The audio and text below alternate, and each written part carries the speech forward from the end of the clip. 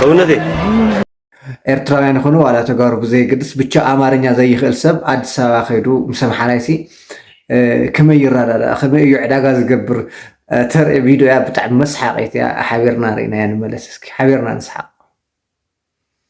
ሰውነቴ ባናና ስጫ ባናና ምንድነው ባናና ባናና ይባል በዛድ ባናና ስጫ ከዚህ ነው የፈለከው ሙዝ ልስጥ አዎ ስንት 1 ኪሎ 2 ኪሎ ከዛ አንቲ شوف كده بس ايه ده ده هو ده انا لا اي ده قاعد هتازي بيعو بانا على ندو ايه شنو في بيعي زي بانا موز አልገኛ አይደል እንዴ ባናና አልገኛ አይደል ታታይ ባላ ምዛር ባይ ተደቀል ማለት ነው ሳትቀር ባንተ ይሙት ባል ጎበዝ አዲ ቆይዳ ቃሪያ ይጎል እዚህ ቃሪያ ነው ቃሪያ ሙዝ አበና ሙዝ ባናና ልስጥ ሙዝ አበና አታይ በሰለ ግብሎ ነው አይበሰለም አልበሰለም የበሰለው የሚፈልገው የበሰለው አዎ በቃ ሰላም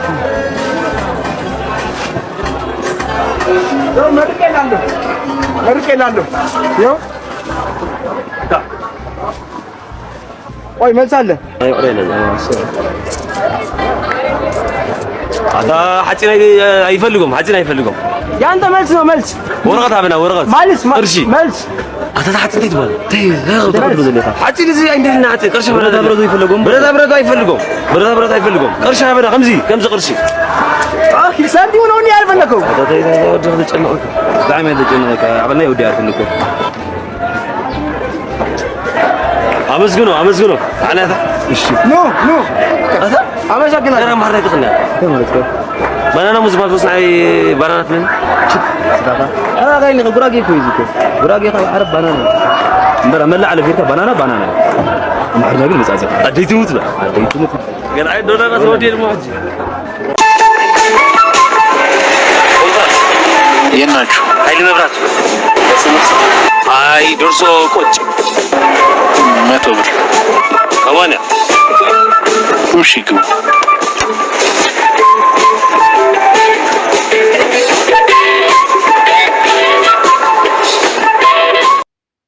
እዚያ ካነ ካብ ተሳፈርቲ ዝገጠመሎም ግጥመያ እንታይ ይብሉ ተሳፈርቲ ዝብል ቪዲዮታት መዘናግዒት ንሸያ ንሳውን ሓቢርና ሪና ንመለስ ማለት እዩ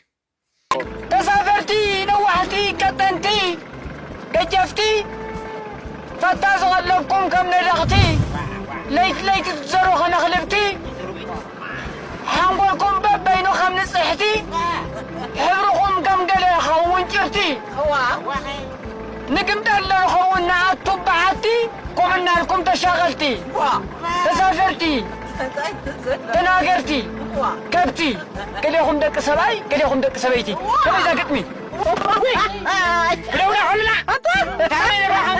انت حميد ولا حمزه وقت سويتي كذا عربه سويتي حتى الشيطان كم دليتو اسمع بقزع مكينو كم دليتو طيب امرو حبيت وكا يقطم كم تلاقي لا يحاوبو انت قطم هو الناس كايدمو ما تجيب